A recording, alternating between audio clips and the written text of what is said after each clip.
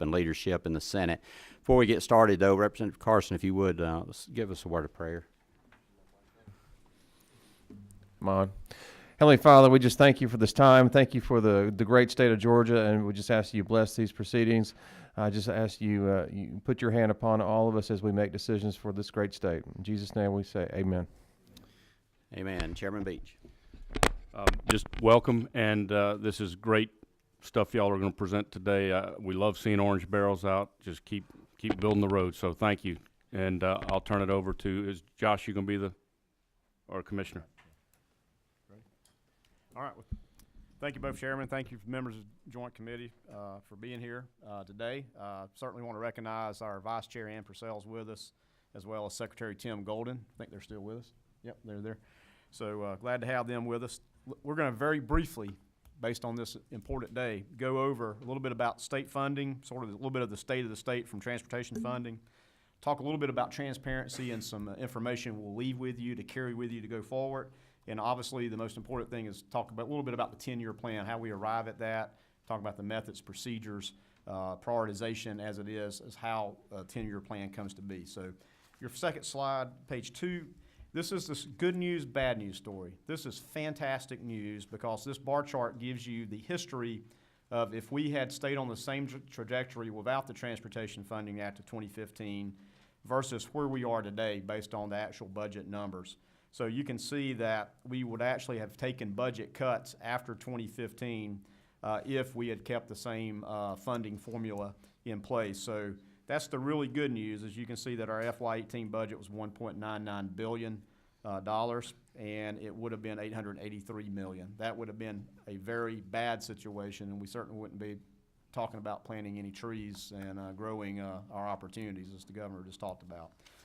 The next slide is sort of the bad news. The good news is there's $1.3 billion of federal dollars that should come to Georgia. They come in a myriad of buckets. You can see all the buckets on that graph of how those dollars have to be spent. Each of those buckets has rules and regs. Many of those are population driven and specific funding. So just as the reminder, the good news is the federal FAST Act obligates Georgia to $1.305 billion of federal funds that come to Georgia. The next slide, on slide 4, shows you really the true story. The red is state funding, the blue and the dash blue is federal funding. The bad part of this story is the dash blue is federal funding that has not come to Georgia yet. In fact, we've only been allotted about $360 million of federal funding out of that $1.3 billion. So we're almost $1 billion behind due to Congress only doing partial authorizations. On the next slide is the breakout, on slide 5, is the breakout of that federal pie again of the $1.305 billion. In fact, the $360 million roughly of budget that we've gotten from the feds only arrived when Congress passed right before Christmas, the last continuing resolution. So let me give you a little perspective of only receiving $360 million. The first things the feds require you to do is pay back their federal debt. So we have forms of federal debt that pays back. That's about $115 million that comes off the top.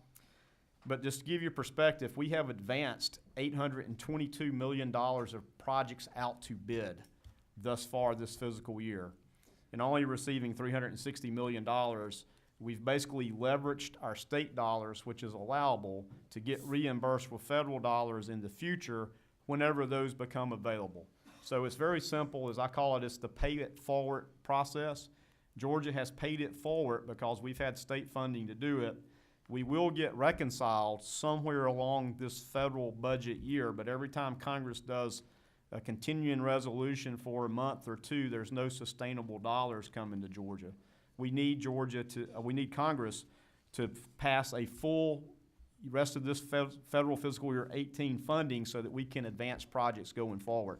In fact, we've used our budget obligation on the state level to advance projects so far that we, starting in February and March, will have very limited construction bidding going on. And at this point, there is no potential to even have an April bid. Now, we'll watch Congress. Congress will have to act before January 19th to do another continuing resolution. We hope that that is one that goes all the way to the end of the federal fiscal year. But I just wanted to make sure you were aware of that. Georgia's physically sound with funding on our side, but the slow federal side has certainly impacted our ability to advance projects. On the next slide, on page 6, and we will give this to you on your way out and get to your offices if need be. Something I feel very passionately about is that we've repurposed some of the requirements of law to provide an investment report and accountability. What I wanted to do was turn this into an accountability report for fiscal year 17. And inside this document, you'll find a lot of infographics, a lot of good data, a lot of good information. I think as members of the Transportation Committee, you guys will find very useful. And just for instance, we highlight a couple of things like we did in FY17. And just some of these numbers are pretty impressive. Just wanted to share with you. We opened to traffic, the payoff, to get the transportation infrastructure delivered 337 projects last fiscal year, totaling $1.6 billion of construction value. We bid and awarded 445 additional projects, totaled at $1.3 billion. So that's getting those projects out there. For instance, in our capital preservation of our roadways, $106 million went to rehabilitate or repave 109 miles of interstate. We spent $296 million in resurfacing 1,300 miles of Georgia state routes and spent $12 million to address almost 600 miles of stripes and reflectors. Again, this accountability report and investment report is a consolidation of some, again, statutory reporting that we have to do, but we really wanted to bring forward from transparency and the accountability to show you where Georgia's taxpayers' dollars are going. So that brings me to the third part of this presentation and why we're here, is to talk a little bit about the 10-year plan, which runs from 2018 through fiscal year 2027. And inside that requirement was to report out on percentages and dollars of where we have our fund sources for construction of new highways, maintenance of existing infrastructure, bridge repairs and bridge replacements, as well as safety expenditures and administrative expenses. On the next slide, I wanted just again to give you the assumptions that we have to bake in when we do a 10-year plan. We budget on a yearly basis, just like Congress does with federal highway. Through federal highway dollars that are the Federal Transportation Funding Act only goes through the year 2020. So again, we have to make certain assumptions for what revenues look like. We used 1% growth of the FAST Act, which is the federal, from 2021 through 2027. We included any proceeds, which would be TIFIA, which is a federal, basically a federal grant process of which we're using on the Northwest Corridor project, and any federal bonds as well, which are Garvey bonds, of which we have some existing and some proposed as well going forward. So we baked that into our funding assumptions. On the state level, we used our FY19 base budget to start with. Past FY19, we grew that budget at 1% through 2027, and we also included any current or existing bonds that we have in place. We do not include LMIG, the dollars that go out to the local governments. That's about $180 million. And we did not include any general appropriations that may be part of the intermodal program. So that's your basic funding assumptions of where we start, sort of the top line. On the next slide, this is a complicated slide for the purpose of just reminding you that we start with our state budget programs, that we'll have budget appropriations next week to go through. You have to go through that federal screen of those dollars matching up to those federal buckets. Obviously, we go into a lot of planning required. We have our State Transportation Improvement Program, the STIP, in the metropolitan areas, in the 16 metropolitan areas across the state. The planning goes through the TIP process. Also, the final screen we do is ensure equity through our Congressional Balancing Program. So all your fund sources filter through there that ultimately get to projects. The next slide just addresses the many plans that put in place that all have to marinate together and work together as we get to the 10-year plan. The statewide strategic transportation plan, which is part of state code, statewide transportation improvement program I mentioned, the MPO's transportation improvement programs, as well as other studies such as our managed lane implementation plan, statewide freight and logistics plan, Again, I would say Georgia was first to have one of those as a state. That is now a national requirement, so it's nice to be at the front of the pack on that, and we were just recently updated that as well.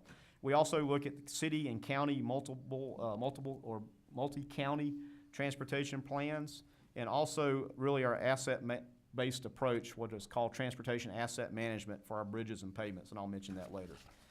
On the next slide, on slide 12, just again, we start from a budgetary program point of view, how much dollars are available in each program budget, go through a prioritization process that then yields projects in the order that they come out.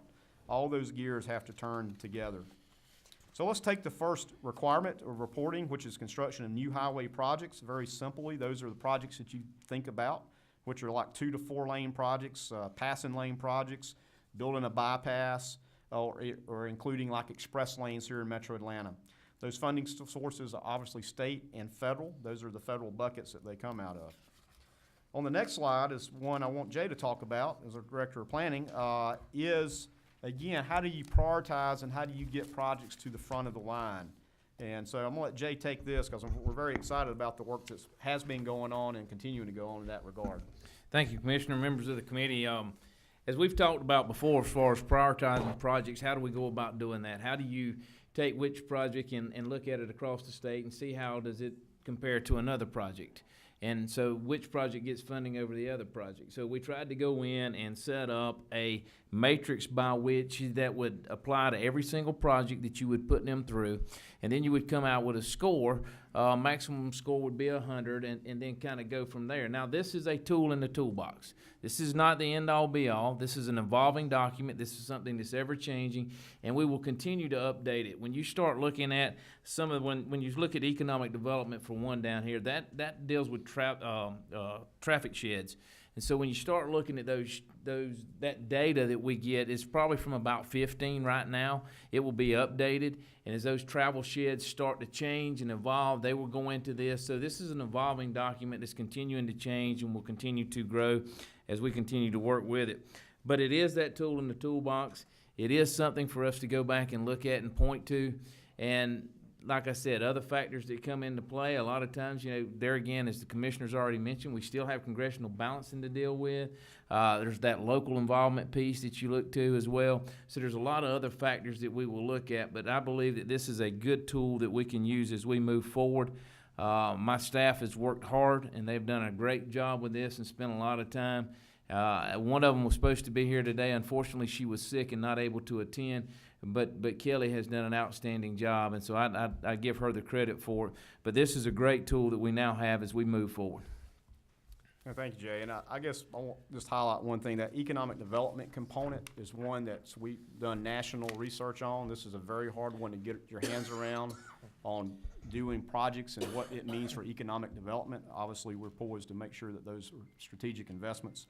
So this one, again, of having a travel shed of if there's a job center or if there's the opportunity for new industry, what is that travel shed for employment and jobs? So this is it's a lot of traffic modeling. It's very complicated, but again, we're trying to bake that into that prioritization of what that means. That certainly provides opportunity, especially in rural areas as well, because it does have an impact of how it connects back to our transportation network. Commissioner, before you move past that, I believe the Majority Whip in the Senate, Gooch, has a question.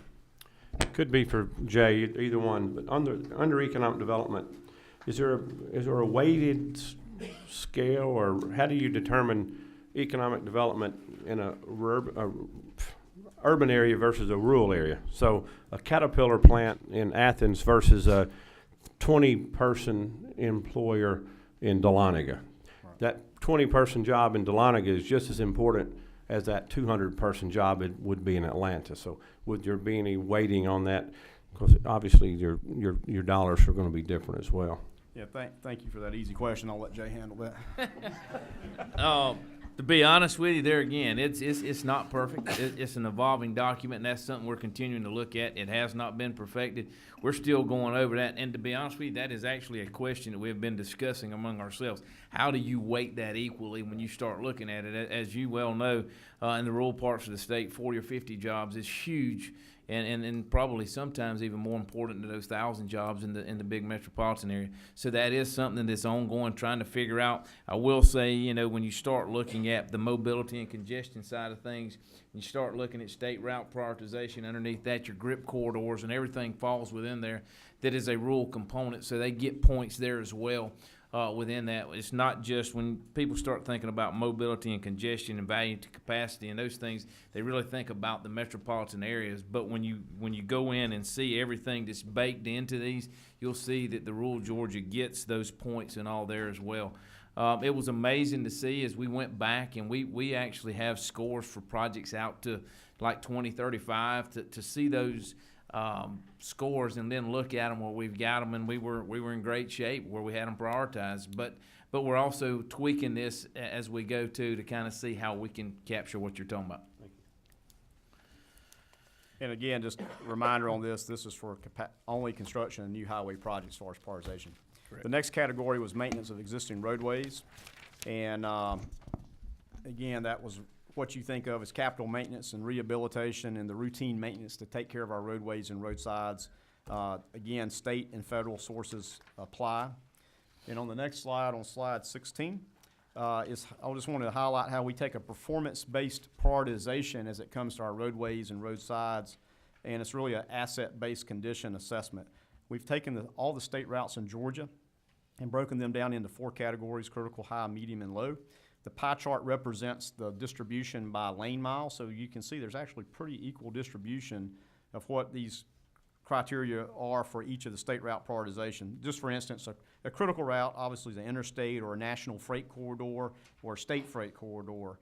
And to get conversely, on the flip side of that coin, a low priority route is basically anything that has very low connectivity or maybe a 2-lane road that doesn't provide for a hurricane evacuation or emergency management route, or has very low traffic volume. So again, but when you look at that, what we do is we take our budgeting process, make a distribution to those priority asset buckets, if you will, and it's up to our districts to meet their performance target of keeping pavement conditions at the right target level for each of those asset categories. So that helps them decide how they do their preventive maintenance and make sure the asset's in good condition, and how we deploy our resources very strategically, again, from an asset-based approach, not from one size fits all. So just again to highlight that. The next slide is moving into the next category that's required to report out is bridge and repair and replacements. Exactly what they say. Again, state and federal funds are available for that. We're very thankful for your previous support of the $100 million in bridge bonds from last fiscal year and the prior year as well. That helps us to move the needle on replacing bridges. Our bridge engineers actually use, again, a prioritization system. And on the next slide, you can see some of those things. Obviously, strength and structural capacity is first and foremost. They look at closed bridges. They look at bridges with posting that has 10 tons or less, which means you can't get an emergency vehicle across the bridge. Again, they look at substandard bridges.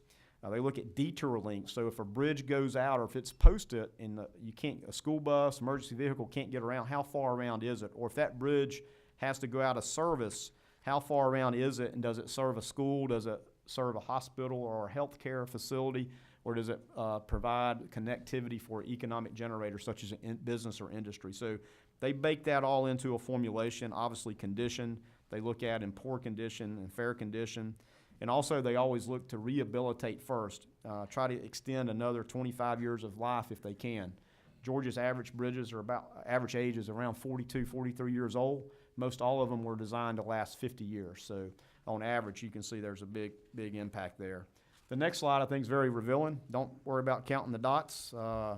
There's almost 1,400 dots, but these are Georgia's posted bridges, meaning a legal load cannot go across them. Out of almost 1,400, 1,380 of those are local bridges. So again, we have a job to do to try to get our local systems in shape. It definitely has an impact on our state's economy when you can't conduct commerce across our roadways because you can't cross a bridge. Just wanted to make sure you're aware that we have a low impact bridge program that is about $26 million a year to address these local bridges.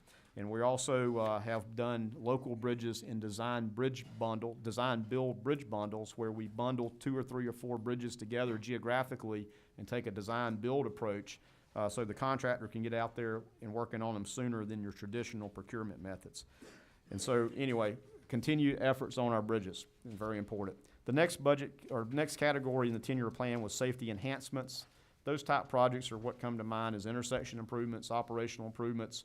Our little quick response projects, $200,000 or yet less falls in there. Safety hardware upgrades such as guardrails, safety appurtenances, things like that. Also lighting, don't think about lighting being safety, but adding lighting components to interchanges and roadways is a condition that improves our safety, as well as our traffic management program, our signs across the state, our cameras, as well as our heroes, as well, that you see here in Metro Atlanta. State and federal funds again. Again, the safety bucket is going through a prioritization process. They do a benefit cost where regrettably we have to sort of monetize the number of crashes and the type of crashes, if they're fatal, if they're injury, how much property damage, obviously looking at those fatals as well. And we look at crash reduction modification. So there's again a screening process that prioritizes inside this funding category of safety. And obviously, we rely on our strategic highway safety plan, working with the Governor's Office of Highway Safety. Signal projects, railroad crossing projects fall into that category, as well as the ITS projects. And the final category in the 10-year plan is to talk about the administrative expenses. And they fall into really 3 categories. Our construction admin budget, which when you think about that, that is the cost of developing and delivering projects from a design point of view, environmental, buying property, building the project, and actually bidding them out too. So as a reminder, today we outsource about 83% of our design. Environmental and right-of-way is over 60%, about 65% is outsourced, and our construction management is about 70%. So again, for contracting for those things fall into the admin budget. And as well as, again, federal and state sources are used in those. We use federal, obviously the federal sources on federal projects, and our state funds on our state-funded projects. Also, just a good news and note, one of the conditions out of the legislation that put the 10-year plan in place in HB 170 was to talk about how do we deploy savings in administration. We had a 1.7% reduction in what we proposed to you guys last year for the fiscal year 17 and what we actually delivered. So basically our administrative expenses came in a little under budget, which is always a good thing. So the next slide, I believe, is the actual numbers of the 10-year plan. Commissioner, before you move on, we've got Administrative. Sure. You know, when I first got on the GDOT board 13, maybe 14 years ago, we had almost 10,000 employees. And last I heard, y'all have close to 4,600. And I know, or 4,800, somewhere in that, 38. 3,800? Well, less than I thought.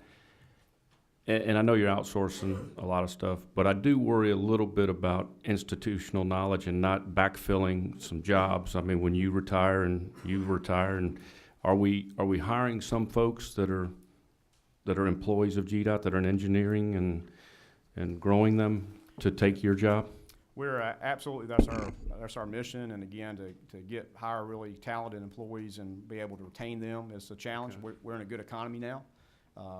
We're working hard right now looking at our engineering. I just saw the report yesterday that our engineering community inside the department that's somewhere in that 8 to 10 year range is leaving at a rate of 30 to 40%.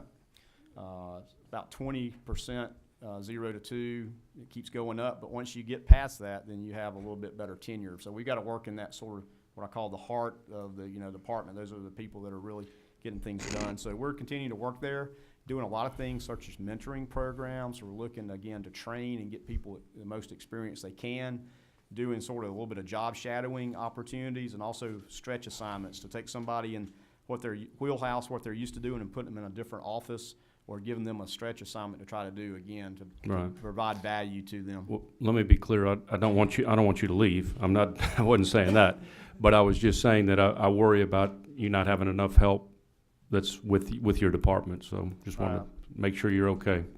Well, thank you, and I think that's the challenge of any leader, and no matter if public or private, you're just trying to make sure you've got the talent to keep the mission going forward, and that's certainly an important charge we have.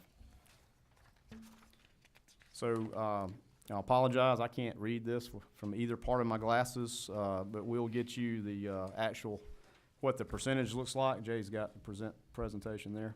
So this is, again, a breakout by fiscal year on the percentage spend of those dollars that are in those categories. So that's what constitutes the 10-year plan. Now, if we take that and turn that into what's the work in the next slide, I want to go back and highlight this. And again, don't worry about trying to figure out the dots. The smaller Georgia on the left was what we showed back on the onset of HB 170 TFA 2015 of the 18-month forecast. The slide on the right is today's 18-month forecast. And what I want to report to you guys is that from the original forecast, we've let 133 bridge projects. From our original forecast, we've let 216 roadway projects. Intersection safety and signals, we've let 90. And we've added 196 additional projects to that original 18-month forecast. And that's only because of TFA 2015, or HB 170 as it was known. So these are two good maps. It shows you those orange barrels and orange cones that you're seeing out and about, and it shows you what the future of Georgia over the next 18 months looks like. Commissioner, I believe we have a question about this part. Representative Jones. Thank you, Mr. Chair. Mr. DOT, tell me, you talked about the number of projects that you let, and going back to the bridge that you all did an amazing job with on 85, the length of time, we learned a lot how we could do things a lot faster because you guys did that so fast. So everywhere there's a bridge that needs to be repaired or a road that needs to be widened or whatever, there's an expectation. You guys did it here within 45 days. Why is it taking year to whatever? Have you guys reformatted and came up with a whole new different formula that you can do things faster now? Certainly when it relates to a bridge. It may not be 85, but you take a bridge in Rockdale County, one of them, and that's their main, go through, it can have an impact. Yeah, we certainly learned a lot of lessons that we deploy and continue to deploy. We actually did, during that whole time, we actually did a bridge in about 80 hours and built it off to the side and slid it in place. So we're trying to utilize that technology. Obviously, it comes at a cost, so there's, you have to look at the totality of what that is and the traffic impacts, but every time you impact traffic, there's a cost to that too. So we look at that. Also looking at some different bidding methods where you let the contractor bid the value, low bid the project, but also write down a number for time. It's what we call A plus B. We've done a project down in Columbus, which we're seeing is actually ahead of schedule. The contractor wrote down his time estimate, and they're penalized if they don't make their time.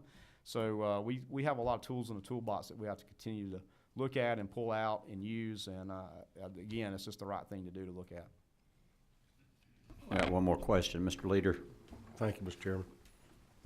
Russell, on the forecast you mentioned of the road projects, are these already let? Have they already been bidded out and they're going to be completed in the next 18 months, or you're planning on letting them out or beginning those in the next 18 months? So those additional ones are ones that would be bid in the next 18 months. So Is that's there a looking in the list future. of those? Do you have an prioritization or the order you're planning on doing them? Yes, we can show you that. Get you Okay, that. thank you. Thank you, Commissioner. Okay. And again, if you take the 10-year plan, we looked at the next 4 years, which is, again, the STIP and the TIP years, again, which are financially constrained at the federal level. Married that together with our 10-year plan, and it gives you a little bit of an understanding of where the dollars are going in these categories as it relates to urban and rural expenditures. You can see that it sort of bounces back and forth a little bit when you look at the metropolitan, the 16 MPO areas across the state, as well as the rural areas of the state. And finally, also remember in that, as we told you, that last sieve that we showed you on that funnel chart is congressional district balancing among our 14 congressional districts. So all those factors go into play. On the next slide, in trying to save trees, and for your reference, we will hand you a thumb drive that has all the planning documents and how all these integrate together for your information. Again, thousands of pages. Jay, did you bring your STIP? Yeah. So that's just the state STIP that was recently approved. It has all project information in it. And on the next slide is the best thing to do. If you need help, go to that website, garoads.org. Very transparent. In 3 clicks, you can be to where you can filter your own House or Senate district and find out the projects right there in your district, the ones coming up. So, and if you need help, well, we were gonna give Josh's personal cell phone number out, to run any of those project lists you need. But certainly reach out, he certainly can do it. Just in conclusion, again, very excited about, again, this report we'll hand out to you, accountability and investment report. Is our true intent to be totally accountable for these dollars and transparent as we can be. If you see ways we can do that better, let us know. We want to do that. That tool right there, the website's a great tool. But again, as part of presenting a high-level overview very quickly of a 10-year plan that takes a lot to go into it. Certainly thank Jay and the planning division. He is planning director for working to put these plans together. It's up to us as a department to execute these plans. So, Mr. Chair, both chairs, I'll turn it back over to you and welcome any comments or questions.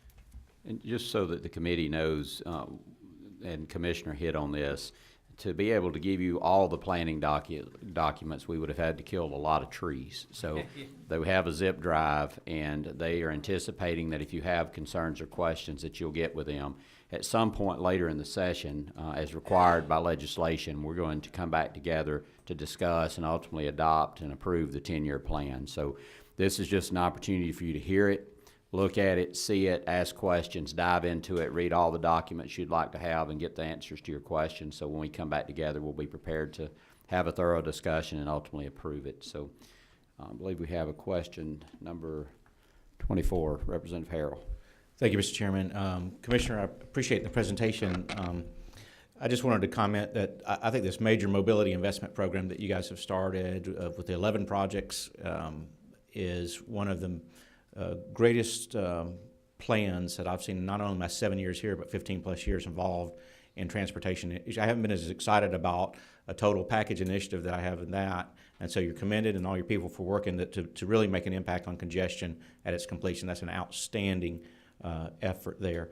I wanted to also just, if you could just very briefly, I know it's not part of this particular plan, but to share a little bit about this public-private initiative you're about to move forward on with regard to technology and broadband. Well, thank you for that. And the Major Mobility Investment Program is truly a game changer for Georgia. And we'll get our first taste of what those will be this summer when we open the express lanes up in Cobb and Cherokee counties. That'll give you a little taste of what's to come.